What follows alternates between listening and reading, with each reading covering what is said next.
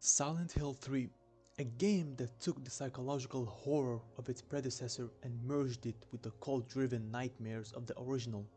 While it often lives in the shadow of Silent Hill 2, and I use this term lightly, it tells one of the most personal and harrowing stories in the franchise. But what truly sets it apart? I mean, its heavy themes, its disturbing imagery, and the lasting impact it had on horror gaming. So, let's dive deep into Silent Hill 3 and explore what makes it so unforgettable.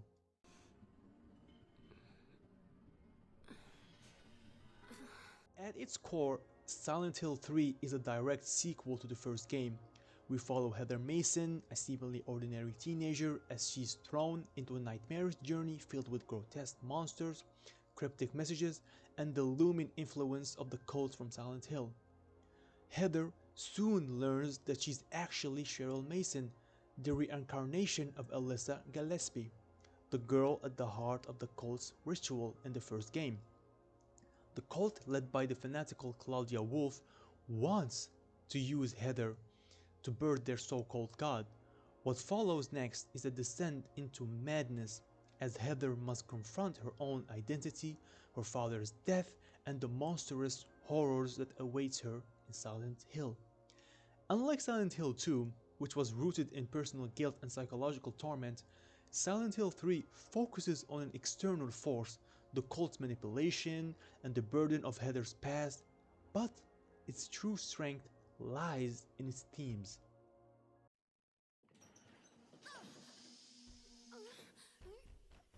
Silent Hill 3 is more than just a horror game in my opinion.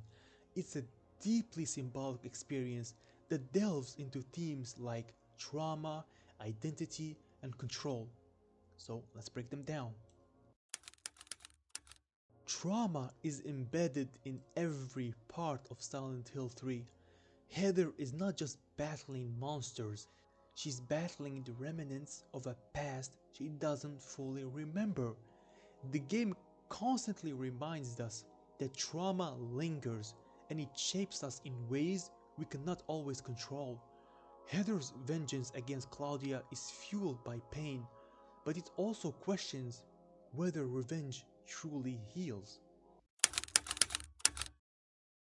The Order, the cult that drives the game's conflict, serves as a warning about the dangers of unchecked belief. Claudia is convinced that her actions, no matter how cruel they are justified in the name of salvation. This blind faith leads to destruction, showing how belief can be twisted into something monstrous. Heather begins the game as a typical teenager, sarcastic, independent, and carefree. But by the time she reaches Silent Hill, she has lost her father, uncovered terrifying truths about her existence, and been forced into a battle she never chose. The transition from childhood to adulthood is abrupt and brutal, symbolizing how real-world traumas can strip away innocence in an instant. One of the most disturbing aspects of Silent Hill 3 is its focus on forced birth. Heather is literally carrying the cult's god inside her, against her own will, making pregnancy and bodily control central themes. Her ultimate rejection of this forced fate, vomiting out the god, is a powerful moment of defiance, symbolizing the fight for control over one's own body and destiny. Throughout the game, Heather struggles with the idea that she was once Alyssa. Is she just a reincarnation, destined to fulfill a role she never wanted? Or can she define her own path? Silent Hill 3 asks us whether we are truly bound by our past, or if we can break free from it. Unlike Silent Hill 2, where guilt is self-inflicted, Silent Hill 3 presents guilt as something imposed by others.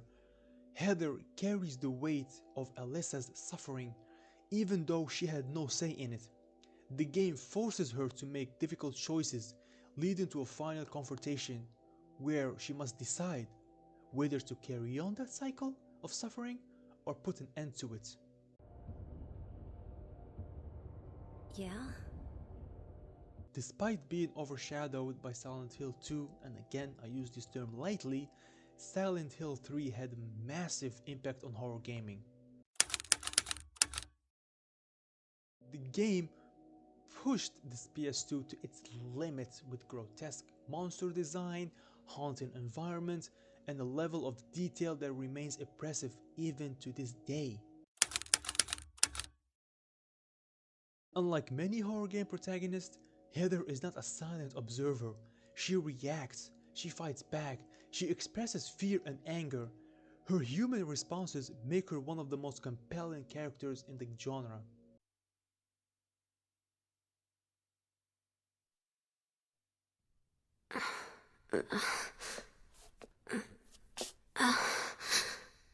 Oh no, not again. She'd do this too?